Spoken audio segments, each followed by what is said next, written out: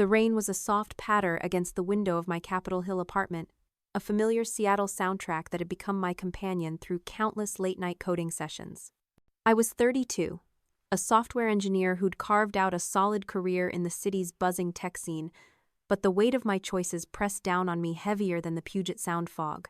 6 figures of student loan debt, amassed from my computer science degree at the University of Washington, clung to me like a shadow.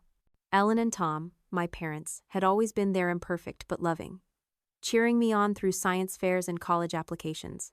Rachel, 3 years younger, had been my shadow, my confidante, even if her competitive streak sometimes sparked tension. Her husband, Mark, had joined the fold 5 years ago, bringing his own family, his mother, Patricia, with her Mercer Island mansion and air of old money into our orbit. I imagined telling them the news at our next Sunday barbecue. I could see it. The backyard strung with fairy lights, the sizzle of steaks on the grill, and my family's faces lighting up with pride.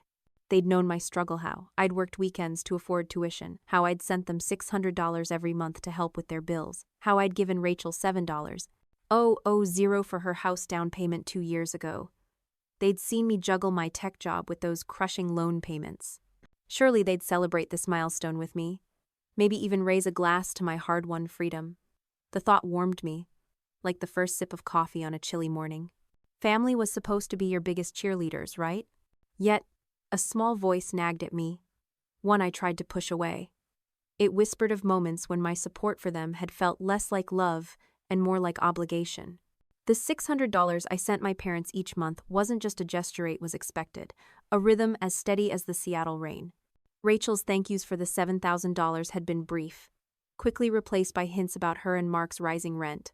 I shook off the unease. This was different. This was my moment, and I wanted to believe they'd share in it, not ask for a piece of it. I opened my journal, the one I'd started a year ago to cope with the stress of my loans. Its pages held more than just numbers. They held my hopes, my fears, my quiet victories. I wrote, "Today, I saw the finish line. I can pay off my loans. I can breathe. I want to tell Mom, Dad, Rachel, and Mark. I want them to be proud." I paused, pen hovering, then added, "I hope they see me, not just the money." The words felt vulnerable, but honest. I closed the journal and looked out at the city, its skyline softened by the mist. Seattle had been my home, my battleground, my dream factory. This city, with its coffee shops and tech towers, had shaped me. Now, it was witnessing my first taste of freedom. I decided to wait for Sunday to share the news. The barbecue would be perfect, casual, warm, familiar. I pictured my dad's proud nod, my mom's teary hug, Rachel's playful tease about me finally making it big. I even imagined Mark, usually quiet, offering a genuine smile. The anticipation made me giddy, like a kid before a birthday. I spent the next few days planning, even picking out a new dress from a Fremont boutique, a rare treat to mark the occasion. I wanted to look the part, to feel as vibrant as this moment deserved. As I walked to my office in downtown Seattle that week, the city felt alive with possibility. The Space Needle gleamed in the distance, a reminder that big dreams could stand tall. I passed a group of teens outside a community center, their laughter echoing, and thought again about that mentorship program. Maybe I'd call it Code the Future, a place where girls like me could find their footing in tech. The idea sparked a fire in me, a purpose beyond paying off debt. Every month, a chunk of my paycheck vanished into those relentless payments, a reminder that freedom was a distant dream. I wasn't extravagant, me. One-bedroom apartment was modest, my coffee shop splurges were rare, and vacations were something I'd see on Instagram, not in my own life. But that rainy Tuesday morning in March, everything changed. This windfall wasn't just about erasing numbers, it was about building something new, something mine. By Friday, I was buzzing with excitement, counting down to Sunday. I texted Rachel to confirm the barbecue, adding a playful, "Got some big news to share." She replied with a heart emoji, which I took as a good sign. I didn't know then that my hope was a fragile thing, like a cherry blossom caught in a spring storm. I didn't know that my family's reaction would shift my world in ways I couldn't yet imagine. All I knew was that I'd crossed a finish line, and I wanted the people I loved most to run that final lap with me. Seattle's rain kept falling, steady and soft, as if promising that everything would be okay. I was sipping my usual black coffee, brewed from beans I'd picked up at a local roaster in Pike Place Market, when an email pinged in my inbox. The subject line was innocuous: Annual Performance Review. I opened it, expecting the usual corporate jargon about exceeding expectations and a modest bonus. But as my eyes scanned the screen, my heart skipped. The bonus wasn't modest, it was massive. Beyond that, a significant portion of my company's stock options had vested, a windfall I hadn't dared hope for. I grabbed a calculator, my fingers trembling as I punched in the numbers. The total was staggering enough to wipe out my entire student loan balance in one bold move, years ahead of schedule. The realization hit me like a wave crashing on Alki Beach. No more interest accruing like a silent thief. No more budgeting my life around those suffocating monthly payments. For the first time since college, I could see a future where my money was Manito save, to invest, to dream with. I leaned back in my chair, staring at the rain-streaked window, and let out a shaky laugh. It was joy, yes, but also something deeper, a release of years of tension, of sacrifices that had defined my 20s. I'd skipped happy hours to debug code, forgone new clothes to make extra payments, and lived with the constant hum of financial anxiety. Now, that hum was quieting, replaced by a melody of possibility. I closed my eyes and pictured it, a life unchained. Maybe I'd finally take that road trip through the Pacific Northwest, winding through Olympic National Park's lush forests and along the rugged Oregon coast. Maybe I'd start that mentorship program I'd been sketching out in my journal, helping young women in Seattle break into tech. The idea had been a quiet passion, born from my own struggles as the only woman in too many coding boot camps. I wanted to give back, to show others that the grind could lead to moments like this. My journal, tucked on a shelf beside my desk, was filled with these dream pages of scribbled hopes I'd never dared prioritize. Now, they felt within reach. But as the initial rush of euphoria settled, another instinct stirred, one rooted deep in my bones. I wanted to share this moment with my family. Growing up in Bellevue, just across Lake Washington from Seattle, family had been my anchor. Sunday barbecues at my parents' house, with the smell of grilled burgers and my sister Rachel's laughter, were the heartbeat of my childhood. The sun broke through Seattle's usual gray blanket that Sunday, casting a golden glow over my parents' backyard in Bellevue. The air carried the smoky tang of grilled steaks and the faint sweetness of blooming lilacs, a scent that tugged me back to childhood summers. I stood by the picnic table, a glass of iced tea sweating in my hand, feeling a nervous thrill. Today was the day I'd share my big news, the massive bonus and vested stock options that could erase my six-figure student loan debt. Rachel broke the silence, swirling the ice in her lemonade. "Wow, Sarah, that's a lot of money." Her tone wasn't congratulatory, it was calculating, like she was sizing up a prize. Mark chimed in, his voice tentative. "Yeah, that's awesome. Actually, Rachel and I were just talking about how our rent's going up next month. It's been rough." Before I could respond, Mom leaned forward, her voice soft but pointed. "And honey, your dad and I have been so worried about the car. The repair bills are killing us. A little help with a new one would be such a relief." I stared at them, my iced tea turning bitter in my mouth. My news, the moment I'd dreamed of, the finish line I'd clawed toward, had been hijacked. They didn't see my triumph, my years of sacrifice. They saw dollar signs. "Wait," I said, my voice sharper than I intended. "I just told you I can finally be debt-free.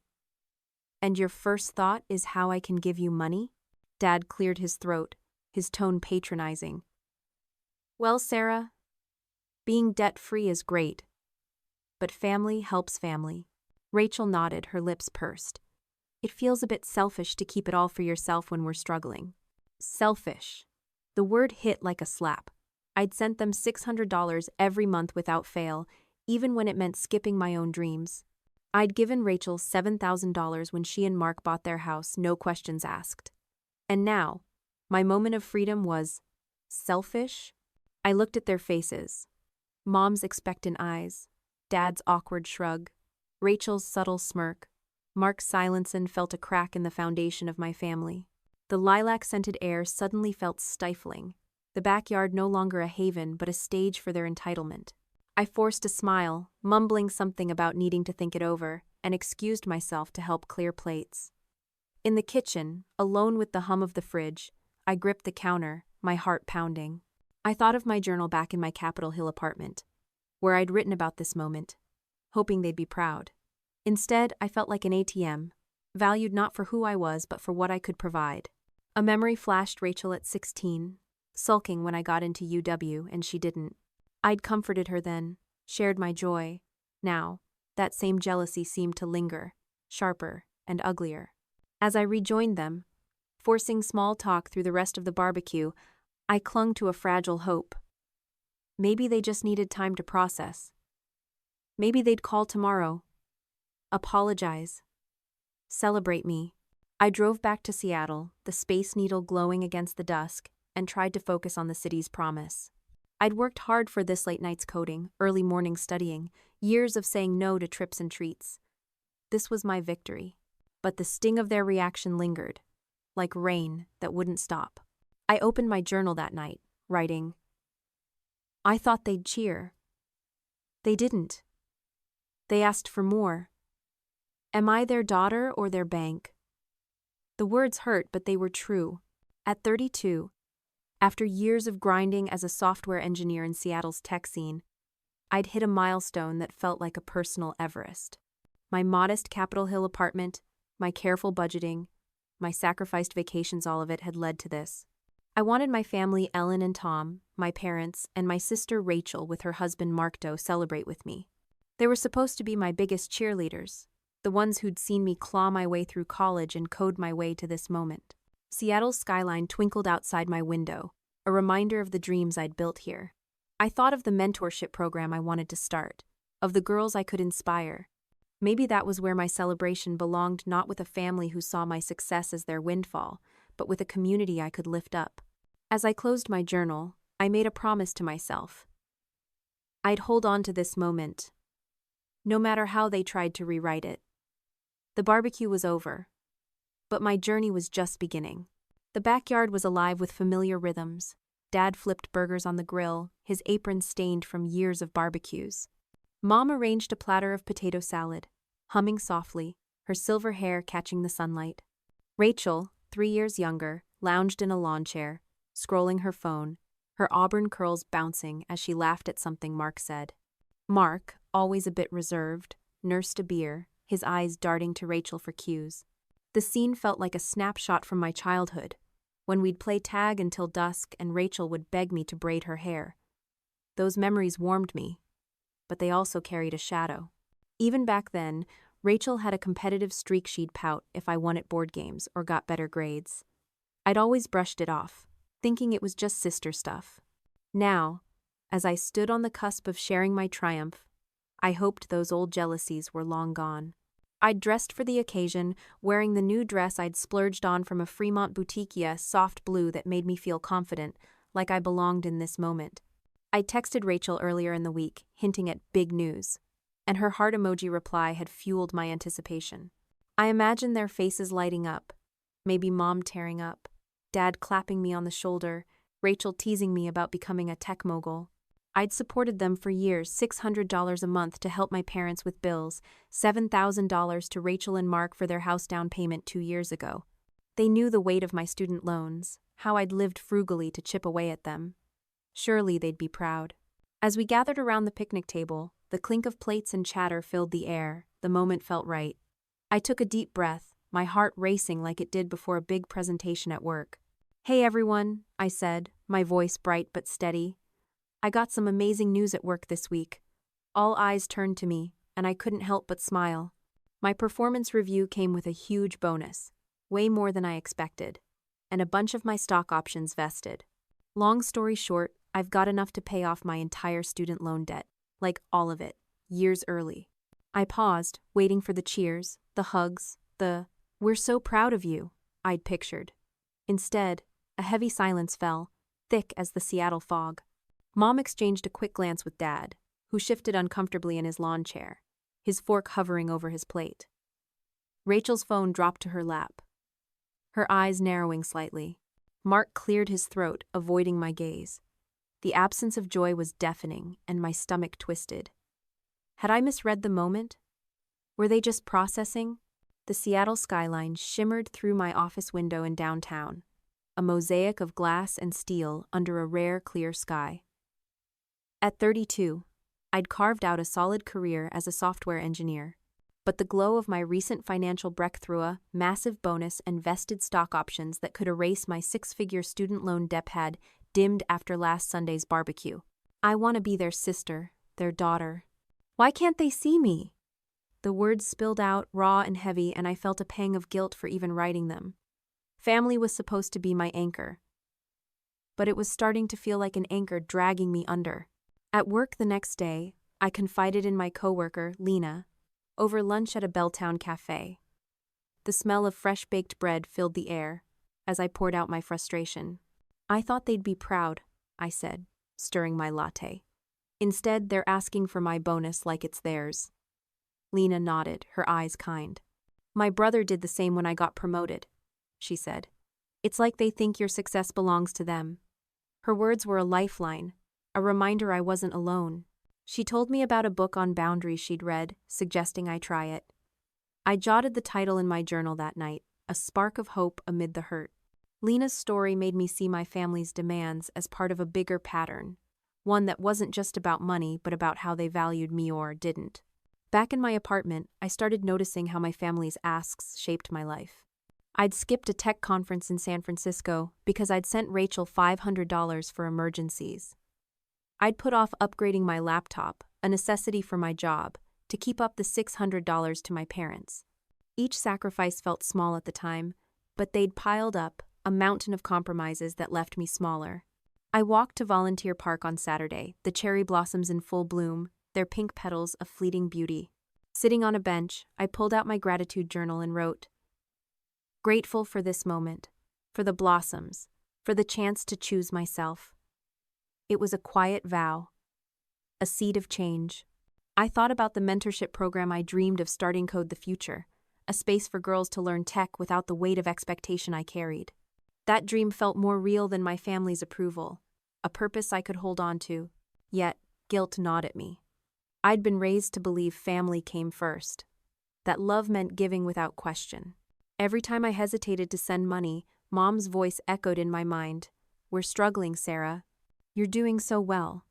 I'd lie awake, the city's hum outside my window, wondering if I was selfish for wanting to keep my bonus, to pay off my loans, to breathe. I tried a mindfulness app Lena recommended, its soothing voice guiding me to focus on my breath, but the knot in my stomach lingered. I was caught between love and resentment, obligation and freedom. One evening, Rachel called, her voice bright at first. "Just checking in," she said, but within minutes, it shifted. "Mark's gig fell through. Can you help with $400? We'll pay you back." I stared at my phone, the screen glowing like a challenge. I sent the money, but this time I didn't reply.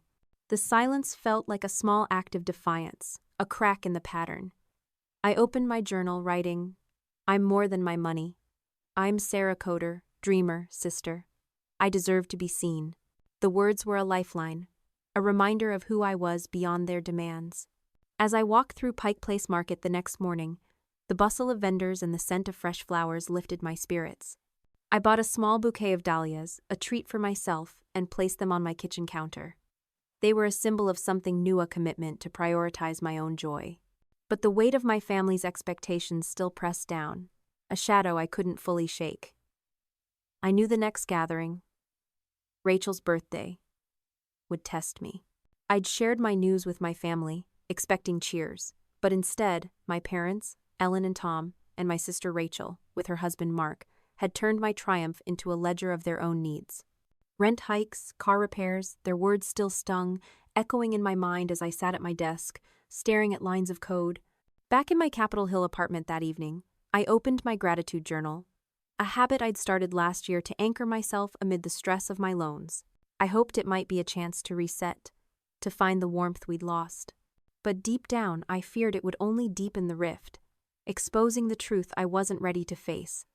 That my family's love came with a price, and I was running out of ways to pay it. I wrote, "Today, I'm grateful for my job. For coffee from Pike Place, for the chance to be free. But the words felt hollow, overshadowed by a growing unease. My family didn't see Sarah, the daughter, the sister they saw Sarah, the ATM. The barbecue had cracked something open, revealing a pattern I'd tried to ignore for years. I'd been sending my parents $600 every month, a rhythm as steady as the Puget Sound tides. It started when Dad's construction business slowed, and Mom's part-time teaching gig couldn't cover their bills. I was 25, fresh out of the University of Washington, my own loans looming, but I wanted to help. Family helps family, right? Then, 2 years ago, Rachel and Mark needed $7,000 for their house down payment in Bellevue. I'd wired it without hesitation, proud to support my little sister, even if her thank you was a quick text. I'd told myself it was love, not obligation, but now, as I sat cross-legged on my couch, the truth was harder to deny. Those acts of giving had become a leash, one my family tugged whenever they needed. Rachel's texts started arriving the day after the barbecue, each one a subtle jab. "Hey Sarah, rent's killing us this month. Can you spot us $200? Promise it's just till Mark's next check." I'd transfer the money, telling myself it was temporary, but the requests kept coming: $300 for a car repair, $150 for a utility bill. Her thank yous grew shorter, sometimes just a "got it sis," until they vanished entirely. Mark never texted, but I could feel his presence behind her words, his silence a kind of complicity. My phone buzzed constantly, each notification tightening a knot in my stomach. Was it a genuine check-in or another ask dressed up as a chat? Too often, it was the latter. Our conversations, once filled with laughter about old movies or Seattle's rainy quirks, now circled their struggles: Rachel's daycare costs, Mom's medical bills, Dad's truck repairs. My life, my work, my dreams? They barely registered. I leaned back, staring at the fairy lights strung across my apartment, a small rebellion against the city's gloom. I thought of childhood, when Rachel and I would build forts in our Bellevue backyard, giggling until Mom called us for dinner. Even then, she'd sulk if I got more attention, her competitive streak flaring. I'd always smoothed it over, sharing my toys, my time, my love. Now, that same dynamic felt weaponized. I opened my journal again, writing, "I'm tired of being their bank." The ferry to Mercer Island cut through Puget Sound's glassy waters, its hum a faint distraction from the nervous flutter in my chest. I was 32, a software engineer in Seattle, still reeling from the family barbecue where my announcement of a life-changing bonus and vested stock option enough to erase my 6-figure student loan debt had been met with demands instead of cheers. I looked to my family for support. Mom studied the Persian rug, Dad fiddled with his glass, and Rachel fidgeted, avoiding my gaze. Mark stood silent, his face blank. The betrayal cut deeper than Patricia's words. I was alone, surrounded by wealth and judgment, my achievement twisted into a mark of selfishness. A memory flashed high school, when I'd won a coding competition, and Rachel had sulked, saying I always got the spotlight. I'd hugged her then, shared my joy. Now, that same envy seemed to fuel this ambush, amplified by Patricia's disdain. The room felt suffocating, the lavender scent cloying. I wanted to run, to escape back to my Capitol Hill apartment, where my gratitude journal waited, a safe space for my thoughts. Instead, I stood frozen, the weight of their stares pinning me in place. Patricia's words echoed the barbecue, where my family had asked for my bonus like it was owed. I'd hoped Rachel's birthday might be different, a chance to reconnect, but this was worsey public shaming in a house that screamed I didn't belong. I thought of my journal entry from last night. I want them to see me, not my money. That hope felt naive now, crumbling under Patricia's gaze and my family's silence. I excused myself, mumbling about needing air, and slipped onto the patio. The cool Mercer Island breeze was a relief, Puget Sound stretching dark and endless before me.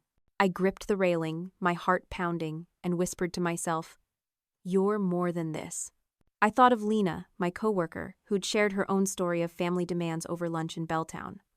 "They think your success is their entitlement," she'd said, her words a mirror to this moment. I wished I could call her, but my phone felt heavy in my pocket, a tether to Rachel's endless texts for money. I'd been sending her $200 here, $300 there, each transfer chipping away at my dreams: a new laptop, a tech conference, a mentorship program I called Code the Future. Standing on that patio, I realized this wasn't just about money. It was about respect. About being seen as Sarah, the woman who'd coded her way through sleepless nights. Not Sarah, the bank. A guest wandered onto the patio, offering a sympathetic smile. "Rough crowd in there," she said softly. And I nodded, grateful for the fleeting kindness.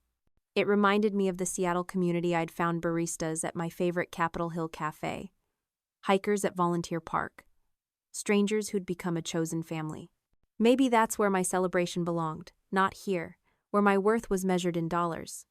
I re-entered the party, pasting on a smile, but inside, something shifted. The humiliation stung, but it also sparked a fire. I wasn't just their ATM. I was a daughter, a sister, a dreamer with plans: a road trip through Olympic National Park, a program to lift up young coders. Patricia's words couldn't take that away. As the party wound down, I watched Rachel laugh with Emily, Mom chat with Patricia, Dad sip his drink. They moved through the night as if nothing had happened, as if my public shaming was just another toast. I drove back to Seattle, the Space Needle glowing against the skyline, a beacon of possibility. In my apartment, I opened my gratitude journal, writing, "Grateful for my strength, for the city that holds me, for the dreams they can't touch." The words were a shield, a promise to protect my heart. Rachel's birthday had been an ambush, but it also clarified something painful. My family's love came with strings, and those strings were tightening. I didn't know how I'd face them next, but I knew I couldn't keep playing their game. Seattle's rain began to fall, soft and steady, as if washing away the hurt, whispering that I was enough. My parents, Ellen and Tom, and my sister Rachel, with her husband Mark, had turned my triumph into a list of their needs. Rent money, a new car. Now, a few weeks later, I was headed to Rachel's birthday party at Mark's mother, Patricia's sprawling Mercer Island estate. I clutched the gift I'd bought: a sleek leather journal from a Pike Place market artisan, a nod to my own journaling, hoping it might bridge the growing gap between us. But as the ferry docked, the opulent homes looming on the shore reminded me of the class divide I was stepping into, and a quiet dread settled in. Patricia's house was a monument to wealth, all gleaming windows and manicured lawns, the kind of place that screamed old money. Inside, crystal chandeliers cast light over mahogany furniture, and the air smelled of lavender and privilege. Guests milled about, their laughter mingling with the clink of wine glasses. I spotted Rachel near a table piled with appetizers, her auburn curls catching the light as she chatted with Mark's sister Emily. Mom and Dad were there too, blending into the crowd, their Bellevue simplicity a stark contrast to this grandeur. I handed Rachel her gift, forcing a smile. "Happy birthday, sis," I said, hoping for a moment of connection. She thanked me with a quick hug, but her eyes darted to the gift table, already overflowing with extravagant packages. I felt a pang. My carefully chosen journal seemed small in this sea of excess. I was sipping a glass of Pinot Grigio, trying to shake the memory of the barbecue, when Patricia approached. Her tailored dress and sharp gaze radiated authority, like a queen surveying her court. "Sarah, dear," she said, her voice loud enough to draw nearby eyes. "I've been meaning to talk to you." My stomach tightened. I nodded, bracing myself. "Mark tells me you came into quite a windfall recently," she continued, her smile tight. "A bonus and stock options, wasn't it?" I nodded again, cautious, sensing the room's attention shift toward us. "Well," she said, her voice rising, "I find it perplexing that while you're sitting on all that cash, paying off your debts ahead of schedule, poor Rachel and Mark are struggling to make ends meet. Don't you think family should help family?" The words landed like a slap, sharp and public. Faces turned, conversations hushed, and I felt heat flood my cheeks. I'd been sending my parents $600 a month, had given Rachel $7,000 for their house. And now my success was being weaponized in front of strangers. "I do help," I stammered, my voice smaller than I wanted. "I've been supporting them for years." Patricia scoffed, her eyes narrowing. "Pocket change, Sarah. A woman with your means could ease their burden substantially.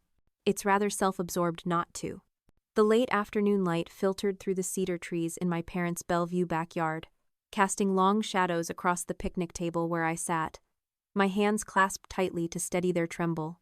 It had been 2 weeks since Rachel's birthday party on Mercer Island, where Patricia, Mark's mother, had publicly shamed me for not sharing my recent financial windfall bonus and vested stock options that could erase my 6-figure student loan debt. I leaned back, the picnic table's rough wood grounding me. A memory surfaced Professor Nguyen again, telling me about her own family, who'd expected her to fund their dreams after she became a professor. Love doesn't mean giving everything, she'd said. It means giving what you can without losing yourself. I'd nodded then, not fully understanding. Now her words were a lifeline, pulling me through the sting of this moment. I tried again, my voice steadier. I've been helping for years. I give you $600 a month, Mom and Dad. I gave Rachel thousands. I just wanted you to celebrate with me, to see how hard I've worked. Instead, I feel like you only see my money. Rachel's eyes flashed, her competitive streak from childhood resurfacing. You're not the only one with struggles, Sarah, she snapped. Mark and I are drowning in rent. You're sitting on a fortune, and you're making it about you. Mom reached for her hand, a silent alliance, while Dad muttered about family sticking together. I felt like I was shouting into a void, my words swallowed by their defensiveness. The jasmine scent turned cloying, the backyard no longer a haven but a battlefield. I thought of my gratitude journal, where I'd written, "Grateful for my strength, for Seattle's skies, for the chance to be more than their bank." Those words felt distant now, but they reminded me I had a choice. I stood, my chair scraping against the deck. "I need you to hear me," I said, my voice breaking. "I'm not just a resource. I'm your daughter, your sister. I deserve to be seen." Their faces were a mix of discomfort and dismissal. Rachel's pursed lips, Mom's averted eyes, Dad's awkward cough. Mark just stared at his phone, as if my pain was background noise. The silence that followed was heavier than the one at the barbecue, thicker than the one at Rachel's party. It wasn't just a lack of understanding, it was a refusal to try. I excused myself, grabbing my bag, and drove back to Seattle, the Space Needle, a distant glow against the dusk. In my apartment, I collapsed onto the couch, the fairy lights casting a soft glow. I opened my mindfulness app, letting its calm voice guide me through the hurt. "Notice your breath," it said. "Notice what you feel." I felt grief for the family I thought I had. I felt anger for their dismissal. But beneath it, I felt a spark of resolve. Professor Nguyen's words echoed again, "Protect yourself." I opened my gratitude journal, writing, "Grateful for my voice, even if they didn't hear it. Grateful for the city that holds me. Grateful for the strength to keep going." The words were a balm, a reminder that I could choose my path. As I walked to Volunteer Park the next morning, the cherry blossoms a fading pink, I thought of Code the Future, my dream of mentoring young women in tech. That felt more real than my family's approval, a purpose I could build without their validation. But the pain lingered, a bruise I couldn't ignore. I'd tried to clear the air, to reclaim my place as daughter and sister, but they'd pushed me back into the role of provider. Seattle's rain began to fall, soft and steady, as if mirroring my tears. I knew the next steps would be harder. Rachel's texts would keep coming, my parents' expectations wouldn't fade. But in that moment, under the park's quiet canopy, I promised myself I'd keep speaking, keep dreaming, keep choosing me. The confrontation had failed, but it had shown me a truth I couldn't unsee. My family's love came with conditions, and I was running out of ways to meet them. Her words, calling me self-absorbed for prioritizing my debt over Rachel and Mark's struggles, had burned. But the silence from my family, Ellen, Tom, Rachel, and Mark, cut deeper. At 32, I was a software engineer in Seattle's tech scene, proud of my grind. But the betrayal at that party lingered like Puget Sound's persistent mist. I'd driven back to my Capitol Hill apartment that night, my gratitude journal open, writing, "I need to speak my truth. They have to hear me. Now." At our next Sunday family gathering, I was determined to clear the air, hoping a private setting might bring the understanding I craved. The backyard felt familiar, yet foreign, the scent of grilled chicken mixing with the faint sweetness of blooming jasmine. Mom was setting out a bowl of coleslaw, her silver hair tucked behind her ears, while Dad adjusted the grill, his flannel shirt rolled up. Rachel and Mark sat across from me, her auburn curls catching the light, his gaze fixed on his phone. The casual chatter about Seattle's traffic, a new cafe in Bellevue felt like a thin veneer over the tension I carried. I'd rehearsed this moment all week, practicing in my apartment with a mindfulness app.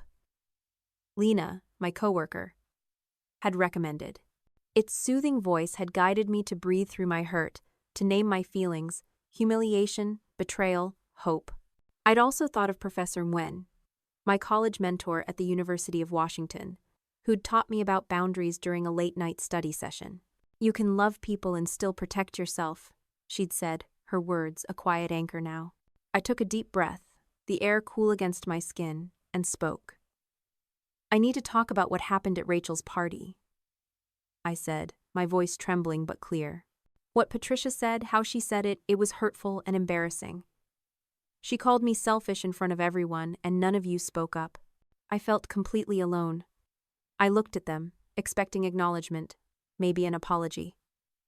Instead, Rachel sighed, rolling her eyes. "Oh, Sarah, don't be so dramatic," she said, her tone sharp. "Patricia was just worried about us. She didn't mean it like that," Mom chimed in, her voice soft but dismissive. "She means well, honey.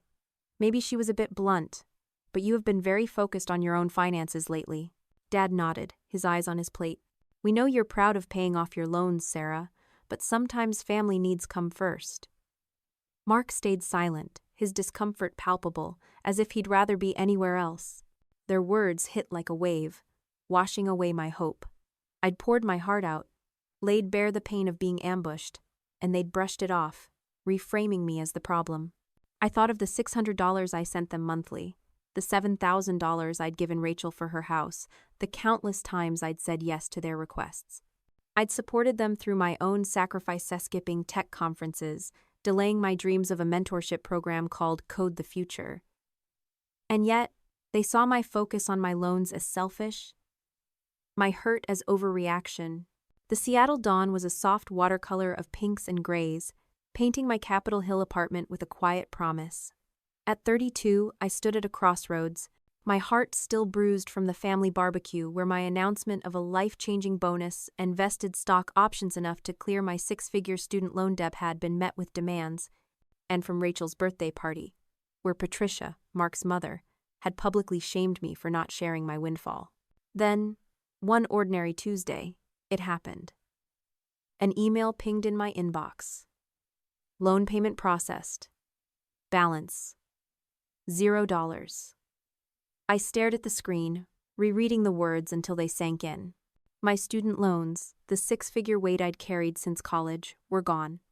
I let out a shaky laugh, tears prickling my eyes. The relief was physical, like shedding a heavy coat. I stood, pacing my apartment, the Space Needle glowing through the window like a beacon of my triumph. I was free not just from debt, but from the years of scrimping, the nights spent coding instead of living, the dreams I'd postponed. I opened my journal, writing, "Grateful for this moment, for my strength, for the future I can build." The words were a celebration, a vow to myself. I wanted to shout the news from the rooftop, to call someone, anyone who'd understand. My first instinct, despite everything, was my family. I imagined Mom's teary smile, Dad's proud nod, Rachel's playful tease. But the memory of their demands, the barbecue, Patricia's ambush, their dismissal of my hurt stopped me cold. I couldn't trust them to celebrate me, not when they saw my success as their entitlement. Instead, I texted Lena, who replied with a string of confetti emojis and a promise to celebrate over drinks. I called Mia, who cheered through the phone, her voice warm with shared joy. These were my people now, the ones who saw Sarah, not her bank account. I walked to Volunteer Park that evening, the cherry blossoms long faded but the air still alive with possibility. Sitting on a bench, I pulled out my vision board sketch, adding a new goal. A cross-country coding workshop tied to Code the Future. The idea felt bold, a way to give back on my terms. I thought of the girls I'd mentor, their eyes bright with potential, unburdened by the expectations I'd carried. The park's quiet wrapped around me, a contrast to the chaos of my family's demands. Rachel's texts had slowed, but they still came, each one a test of my resolve. Mom called once, her voice hesitant, asking about my big news, but it quickly turned to their car troubles. I kept my answers short, my heart guarded. As I drove home, Seattle's skyline sparkled, a reminder of the city that had held me through this fight. In my apartment, I added a new pin to my vision board. A photo of Mount Rainier, a symbol of the heights I could reach. The guilt still lingered, a whisper that I was betraying my family by choosing myself. But Professor Nguyen's words echoed, "Your dreams are worth protecting." I was protecting them now, building a future where I could be more than their ATM. The loan was gone, but the bigger battle reclaiming my worth from their expectations was still ahead. I knew Rachel's next ask, or Patricia's next jab, would test me. But as I closed my journal, the fairy lights glowing, I felt a quiet strength. Seattle's rain began to fall, soft and steady, as if blessing my new beginning. I was free, and I wasn't looking back. The failed confrontation at my parents' Bellevue home a week ago, where Ellen, Tom, Rachel, and Mark dismissed my hurt as dramatic, had crystallized a painful truth. My family saw me as a resource, not a daughter or sister. But in that truth, I found a spark of resolve. Sitting on my couch, fairy lights casting a warm glow, I opened my gratitude journal and wrote, "Grateful for my fight, for this city, for the chance to choose myself." Today I was ready to push for freedom, not just from debt, but from the weight of their expectations. My days became a focused blur, each one a step toward reclaiming my life. At my tech office in downtown Seattle, I threw myself into work, coding with a precision that felt like defiance.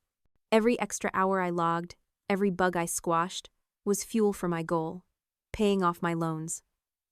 Back in my apartment, I pored over my budget, redirecting every spare dollar to the loan balance. Each payment felt like a small victory, a brick in the wall I was building to protect my future.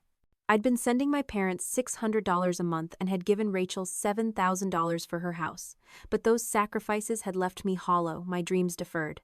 Now, I was saying no to their requests, even if guilt tugged at me like a riptide. I thought of Professor Nguyen, my college mentor at the University of Washington, who'd once said, "Your dreams are worth protecting." Her words echoed as I made another payment, the balance shrinking like a fading shadow. I started joining a local hiking group, a new ritual to clear my mind.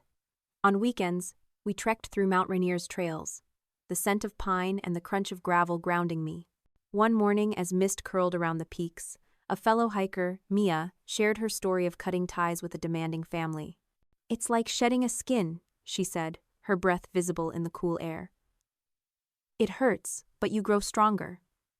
Her words resonated, mirroring my own journey.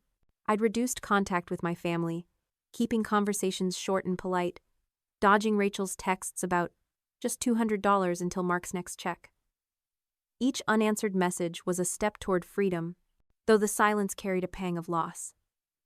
I missed the warmth of our old Bellevue barbecues, Rachel's laughter, Mom's hugs.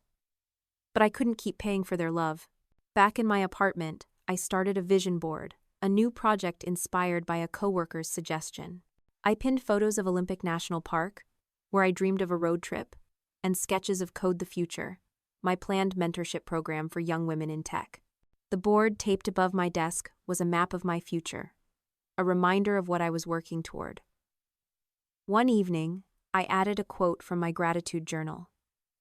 "I am enough." The words felt radical, a rebellion against the role my family had cast me in. I thought of Lena, my coworker, who'd shared her own story of family demands over coffee in Belltown. "You're not their bank," she'd said, her eyes fierce. Her support and Mia's felt like a new kind of family, one built on respect, not obligation. The Seattle skyline glittered against the twilight as I drove toward Pike Place Market.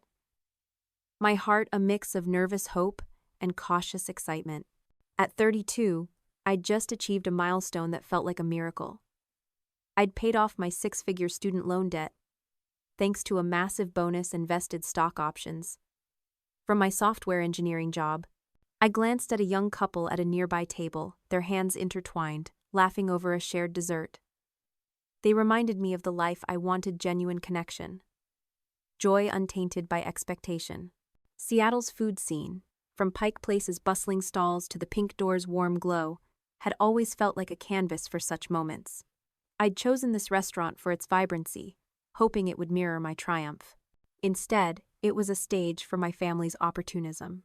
Patricia's voice rang out again, ordering a second bottle of wine, her eyes gleaming with entitlement.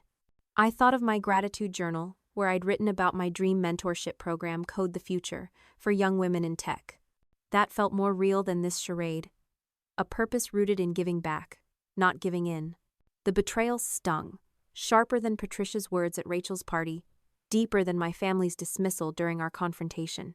I'd spent years supporting them, $600 monthly to my parents, thousands to Rachel and Mark, sacrificing my own dreams. I'd skipped a tech conference in San Francisco, delayed a new laptop, all to keep them afloat. Now, they'd turned my milestone into their buffet, assuming I'd foot a bill I hadn't invited. I thought of Professor Nguyen, my college mentor, who'd taught me about boundaries. Love doesn't mean losing yourself, she'd said. I'd nodded then, not fully grasping her wisdom. Now, her words were a lifeline, urging me to act. I excused myself, my heart pounding, and intercepted our server near the kitchen. There's been a change, I said quietly, my voice steady despite the chaos inside. Please prepare separate check zone for me, one for my parents, one for my sister and her husband, and one for the other family. I'll cover my meal and the original table fee. The server blinked, surprised, but nodded. I returned to the table, pasting on a brittle smile as Patricia toasted my generosity and the kids ordered extra desserts. My family laughed, oblivious, their plates piled with lobster and steak. I sipped my rosé, the couple at the nearby table still in my peripheral vision, their joy a quiet contrast to my growing resolve. As the meal ended, the server distributed the checks. Confusion rippled across the table. "There's a mistake," Dad said, his voice sharp. "This should be one bill. Sarah's treating us." I met his eyes, my heart racing but my voice calm. "No, Dad. I requested separate checks. I'm covering my own meal." Silence fell, thick with disbelief. Patricia sputtered. "Our bill is nearly $1,000. Rachel's face paled. Mark shifted uncomfortably, and the kids whined about their desserts. The total for the uninvited guests' lavish orders was close to $3,000. I placed my credit card down for my portion, feeling a strange calm. This wasn't just about money, it was about reclaiming my worth. I drove home, the Space Needle glowing against the night, a beacon of my strength. In my apartment, I opened my gratitude journal, writing, "Grateful for my courage, for Seattle's embrace, for the line I drew tonight." The words were a vow, a step toward freedom. The dinner had gone wrong, but it had also clarified something vital. My family's love came with a price, and I was done paying it. I thought of the young couple, their laughter a reminder of the connections I could build elsewhere. Seattle's rain began to fall, soft and steady, as if washing away the hurt. I wasn't alone. I had my city, my dreams, my resolve. The celebration had failed, but it had ignited a fire I wouldn't let die. The weight of year-sacrificing vacations, living frugally in my Capitol Hill apartment, sending $600 monthly to my parents, Ellen and Tom, and $7, zero to my sister Rachel, for her house had lifted. But the joy was tempered by family betrayals, their demands at a Bellevue barbecue, Patricia's public shaming at Rachel's birthday party on Mercer Island, and their dismissal of my hurt during a tense confrontation. Yet, a stubborn spark of hope persisted. Maybe my debt-free milestone could be a turning point, a chance to reconnect with my family, Ellen, Tom, Rachel, and her husband Mark, in my terms. I'd booked a table for 5 at the Pink Door, a vibrant restaurant in Pike Place Market known for its celebratory vibe, dreaming of a night filled with laughter and shared pride. I arrived early, the scent of fresh seafood and roasted garlic wafting through the air. The Pink Door was alive, with Seattle's eclectic charm-twinkling lights, live music, and a view of Puget Sound that felt like a hug from the city. I wore a new dress, a deep green that reminded me of Olympic National Park, where I dreamed of a road trip. I ordered a glass of rosé, its crisp taste a small celebration, and watched the door. Imagining Mom's teary smile, Dad's gruff congratulations, Rachel's playful nudge. I'd texted Rachel to confirm, hinting at big news, and her reply, "Can't wait," had fueled my optimism. In my gratitude journal, I'd written, "Grateful for this chance to start fresh. Maybe they'll see me tonight." The words felt fragile, but I clung to them, hoping this dinner could heal the cracks in our family. My parents arrived first, their hugs slightly stiff but warm, Mom's silver hair glowing under the restaurant's soft lights. Dad, in his usual flannel, offered a genuine smile, and I felt a flicker of hope. Then the doors swung open, and my stomach dropped. Rachel and Mark walked in, followed by Patricia, Mark's mother, her tailored coat screaming, "Mercer Island wealth." Behind her came Mark's father, Richard, his sister Emily, her husband, and their 3 young children, all fidgeting with impatience. 12 people, not 5. Rachel breezed over, her auburn curls bouncing, her smile oblivious. "Hope you don't mind, Sarah," she chirped. "Patricia, thought the whole family should celebrate your big news." Before I could respond, Patricia took charge, her voice cutting through the restaurant's hum. "Since Sarah's finally paid off those pesky loans," she announced, gesturing to the menus, "she can certainly afford to be generous tonight. Order whatever looks good, everyone. Don't hold back the lobster, the aged ribeye." The kids squealed, clamoring for Shirley Temples and steak, while Emily and her husband pointed out expensive appetizers. Mom and Dad, avoiding my eyes, murmured about crab cakes and a bottle of wine. I sat stunned, my rosé turning sour in my mouth. This wasn't a celebration, it was an ambush. A calculated move to exploit my success. My vision of a cozy dinner, a chance to rebuild, shattered like glass. The hum of the Pink Door restaurant in Seattle's Pike Place Market buzzed around me. A vibrant pulse of laughter, clinking glasses, and the faint strum of live music. At 32, I sat at a table meant for 5, my heart a tangle of hope and betrayal. I'd booked this dinner to celebrate paying off my 6-figure student loan debt, a triumph born of years as a software engineer, fueled by a massive bonus and vested stock options. I sipped my rosé, the taste sharp against the chaos. I thought of Lena, my coworker, who'd shared her own story of family demands over coffee in Belltown. "You're not their bank," she'd said, her words a lifeline. I thought of Mia, from my Mount Rainier hiking group, who'd called cutting ties with her family shedding a skin. Their voices, and Professor Nguyen's, wove a chorus of strength. I'd sacrificed for my family-skipped tech conferences, delayed a new laptop, postponed my Code the Future mentorship program to keep them afloat. But this dinner, with its $3,000 in lavish orders I hadn't invited, was a line I wouldn't cross. I glanced at the young couple again, their hands linked, and felt a pang for the life I wanted. One where love didn't come with a bill. The server returned, distributing the checks with quiet efficiency. Confusion swept the table like a cold wind. "There's a mistake," Dad said, his voice sharp, holding up his bill. "This should all be on one check. Sarah's treating us." Patricia's eyes widened, her wine glass frozen mid-sip.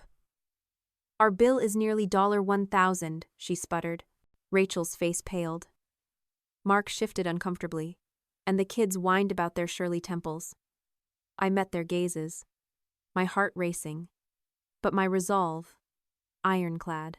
"No, Dad," I said, my voice calm, almost serene. "I requested separate checks. I'm covering my own meal." The server glanced at me, her subtle nod a quiet validation, like a stranger cheering me on. The total for the uninvited guests' orders lobster, ribeye, multiple bottles of wine was close to $3,000.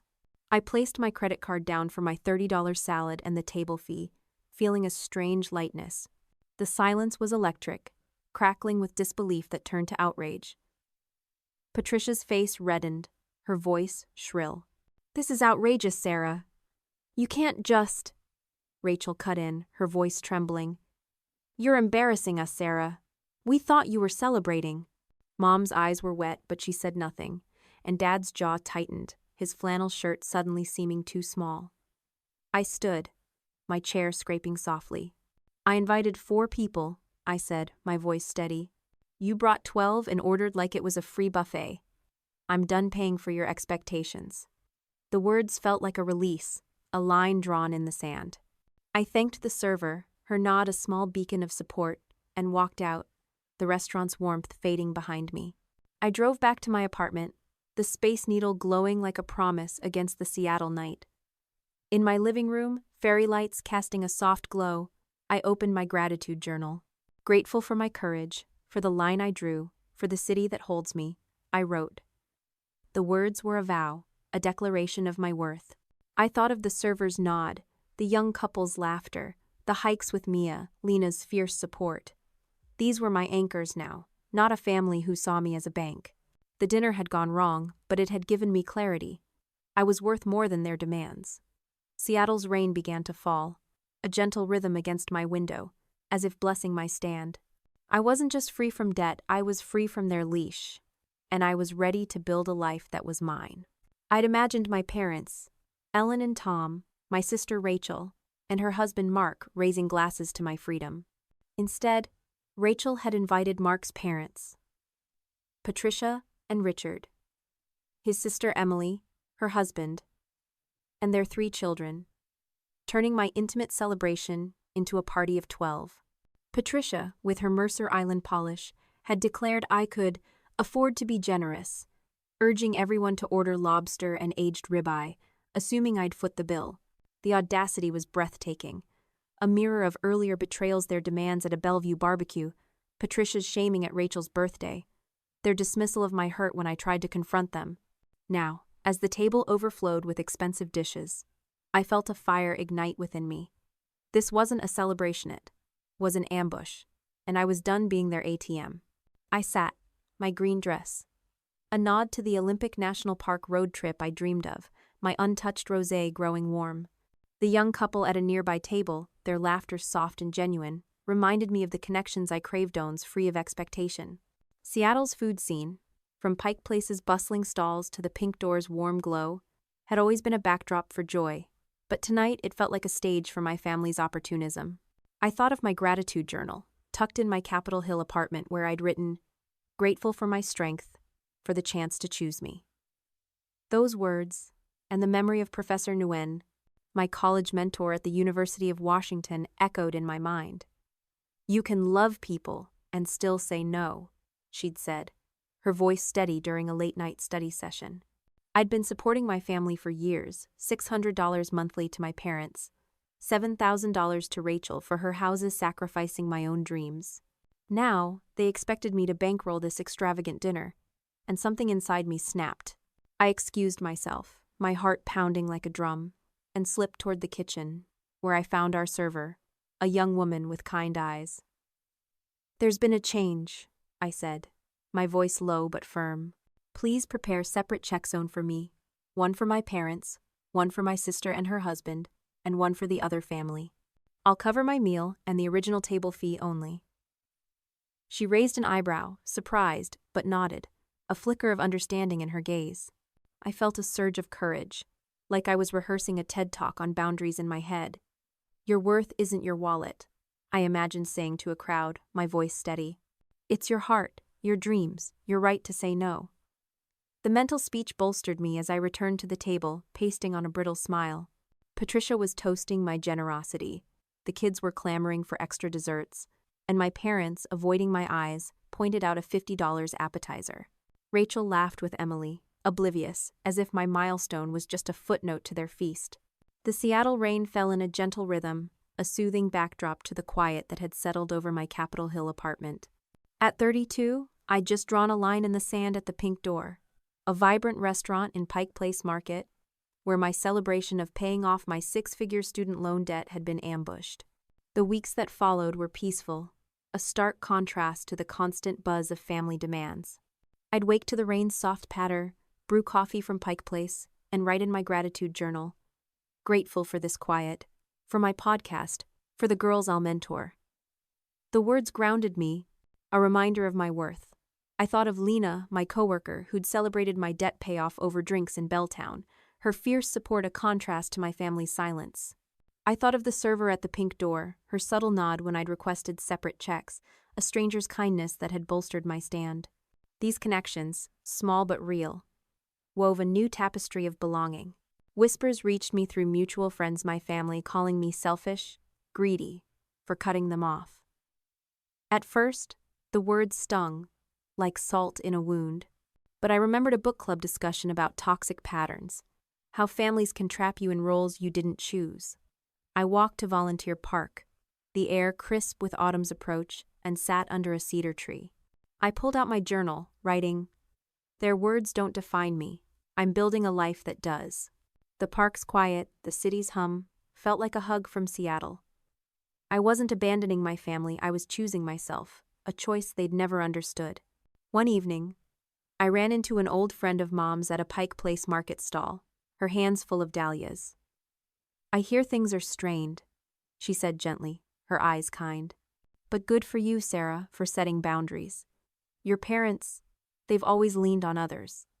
Her words were a balm, validating a truth I'd only begun to see. I bought a bouquet of dahlias, their vibrant colors, a mirror of my growing hope, and placed them on my kitchen counter. They reminded me of the life I was building, one of purpose, not obligation.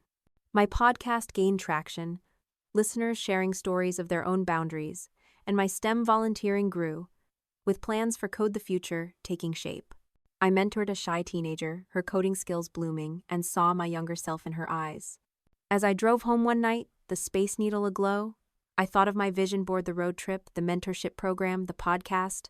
These were my milestones, built without my family's approval. The rain fell, a gentle rhythm, as if Seattle was whispering its pride. I opened my journal, writing, "Grateful for this peace, for my chosen family, for the strength to let go." The guilt was gone, replaced by a quiet joy. I'd cut ties, not out of anger but to protect my heart. My family's demands had been a storm, but I'd found shelter in my city, my dreams, myself. The silence wasn't loneliness, it was freedom, and I was ready to live it. I'd booked a dinner for 5, my parents, Ellen and Tom, my sister Rachel, and her husband Mark, hoping to mend the fractures from their demands at a Bellevue barbecue. Patricia's shaming at Rachel's birthday on Mercer Island, and their dismissal of my hurt during a failed confrontation. Instead, Rachel invited Mark's parents, Patricia and Richard, his sister Emily, her husband, and their 3 kids, turning my milestone into a $3,000 feast they expected me to fund. I'd requested separate checks, covering only my meal, and walked away, my resolve a quiet fire. Now, back in my apartment, the fairy lights casting a warm glow, I felt a peace I hadn't known in years. I opened my gratitude journal and wrote, "Grateful for my courage, for this silence, for the life I'm building." The words were a vow, a new beginning.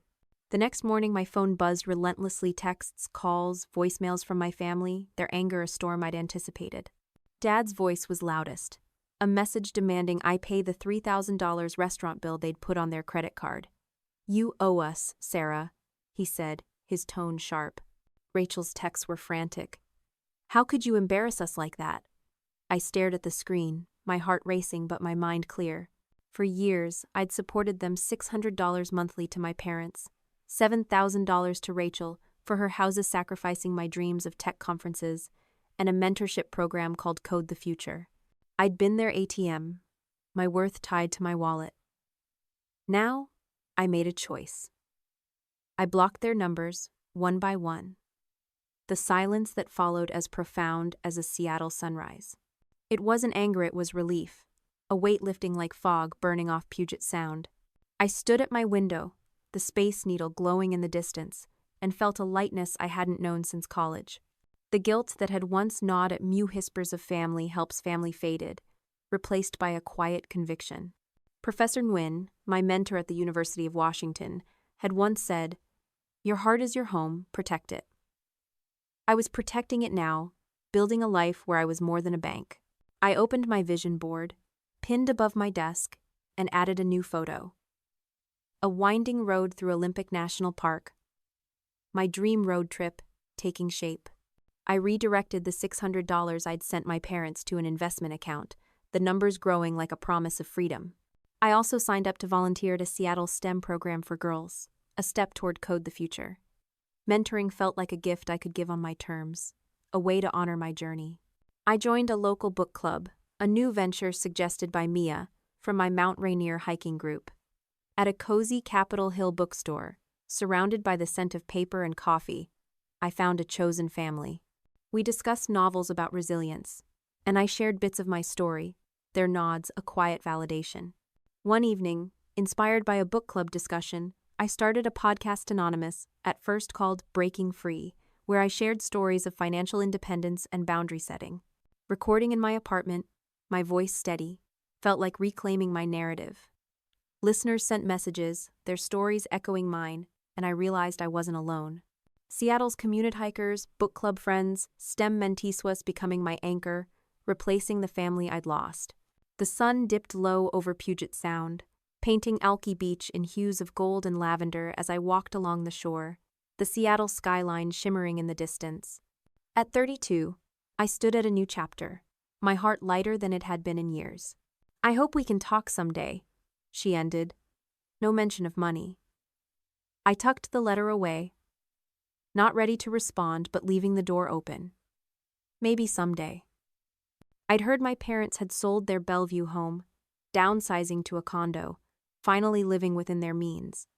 A flicker of guilt passed, but relief followed. They were finding their way, and so was I. I paused by the water, the Space Needle glowing like a beacon of my resilience. Professor Nguyen, my college mentor, had once said, "Your worth isn't what you give, it's who you are." Her words, echoed by Lena's support in Belltown and Mia's wisdom on Mount Rainier hikes, had guided me here. I thought of the young couple at the pink door, their laughter a vision of the connections I was building, my book club, my STEM mentees, my podcast listeners. Seattle had become my home, not just a city, but a community that saw me. I'd run into Mom's friend at Pike Place Market weeks ago, her words a quiet validation. "Good for you, Sarah, for setting boundaries." She'd hinted at my parents' pattern of leaning on others, a truth that freed me from guilt. My podcast was growing, each episode a step toward owning my story. Listeners shared their own tales of breaking free, and I felt a kinship, a network of strangers who understood. My STEM volunteering had blossomed, with plans for Code the Future taking shape, a workshop series across the Pacific Northwest. Mentoring a shy teenager, watching her code her first app, felt like seeing my younger self, unburdened by expectation. Luna bounded ahead, chasing a seagull, and I laughed, the sound mingling with the waves. I pulled out my phone, snapping a photo of the sunset from my vision board, where images of national parks and workshop flyers mapped my future. As I walked back to my car, the air crisp with autumn's promise, I thought of my blog post's impact. A local tech group had invited me to speak, a chance to share my story publicly. I was nervous but excited, rehearsing a TED Talk-style speech in my mind. Love doesn't mean losing yourself. It means choosing yourself, too. The words felt like a manifesto, a gift to others walking this path. I'd learned that love and obligation weren't the same, that true family was built on respect, not expectation. My family's demands had been a storm, but I'd found shelter in Seattle's community, its bookstores, its trails, its people. I drove home, Luna curled in the back seat, the city's lights a warm embrace. In my apartment, I opened my gratitude journal, writing, "Grateful for Alki Beach, for Luna, for the courage to begin again." The words were a celebration, a testament to my peace. The quiet wasn't loneliness, it was freedom, a space to dream. My road trip fund was growing, my workshop plans taking shape, and my heart was full, not with anger or guilt, but with purpose. I thought of Rachel's letter, my parents' new condo, and felt a quiet understanding. They were on their path, and I was on mine. Seattle's rain began to fall, a gentle rhythm, as if blessing my new beginnings. I was no longer their ATMI. Was Sarah, coder, mentor, dreamer, and I was enough. I'd paid off my 6-figure student loan debt, a triumph born of a massive bonus and vested stock options from my software engineering job. But the journey had been marked by family betrayal's demands at a Bellevue barbecue, Patricia's shaming at Rachel's birthday on Mercer Island, their dismissal during a failed confrontation, and an ambushed celebration at the Pink Door, where Rachel invited Mark's entire family, expecting me to fund a $3,000 feast. I'd drawn a line, requesting separate checks, and later cutting off the $600 monthly payments to my parents, Ellen and Tom, and blocking their numbers after their outrage. The peace that followed was profound, a quiet I'd found in my Capitol Hill apartment, my gratitude journal, and Seattle's embrace. Now, as the waves lapped gently, I reflected on my journey, my new beginnings, and the lessons that had reshaped me. The weeks since that dinner had been a revelation. Free from the constant hum of family demands, I'd redirected my energy into dreams I'd long postponed. My investment account grew, the $600 I'd once sent my parents now funding a road trip through Olympic National Park and beyond. I'd started volunteering at a Seattle STEM program, mentoring girls with eyes full of potential, laying the groundwork for Code the Future, my dream mentorship program. I'd joined a Capitol Hill book club, finding a chosen family in late-night discussions about resilience, and launched a podcast, Breaking Free, where I shared anonymous stories of financial independence. Last week, I'd written a blog post about my journey titled Choosing Myself and posted it on a Seattle tech forum. It went viral, comments flooding in from strangers who'd faced similar family pressures. "You're not alone," one wrote, and I felt a warmth, like the city itself was cheering me on. As I walked along Alki Beach, the sand cool beneath my feet, I thought of the rescue dog I'd adopted, a scruffy terrier mix named Luna, whose joyful bounds in my apartment mirrored my own newfound freedom. Luna was my companion on morning walks to Volunteer Park, her leash a reminder that connection didn't have to mean obligation. I'd written in my gratitude journal last night, grateful for Luna, for my blog's reach, for the girls I mentor. The words anchored me, a contrast to the guilt that had once defined my family ties. I'd supported them for years, $600 monthly to my parents, $7,000 to Rachel and Mark for their houses sacrificing tech conferences and personal dreams, but their expectations had turned me into an ATM, not a daughter or sister. Cutting ties had been painful, but it had given me space to breathe, to build a life on my terms. Whispers reached me through mutual friends, my family, calling me selfish, heartless for cutting them off. The words stung at first, like salt in the sea air, but I remembered a book club discussion about toxic dynamics, how families can trap you in roles you didn't choose. A letter arrived from Rachel last week, her handwriting shaky. She and Mark were divorcing, partly due to Patricia's meddling, she wrote. She apologized for their demands, for the dinner, for not seeing my hurt. The Seattle skyline glowed against the twilight, its lights reflecting off Puget Sound like stars scattered across a canvas. For Sarah, a 32-year-old software engineer, this city had been both battleground and sanctuary, witnessing her rise from the crushing weight of six-figure student loan debt to a life of freedom and purpose. Her journey began with a transformative momentum, massive bonus, and vested stock options that promised to erase her debt years ahead of schedule. Rachel's letter, apologizing for their demands amid her divorce from Mark, hinted at a future reconciliation, but Sarah tucked it away, not ready to respond. Her parents downsized their Bellevue home, a sign they were adapting. At Alki Beach, under a lavender sunset, Sarah reflected on her journey, her gratitude journal filled with entries of courage, community, and dreams. She was no longer their ATM. She was Sarah, coder, mentor, dreamer, and she was enough. The lessons from Sarah's story are profound, offering a roadmap for anyone navigating the complex dance of family, money, and self-worth. First, love and obligation are not the same.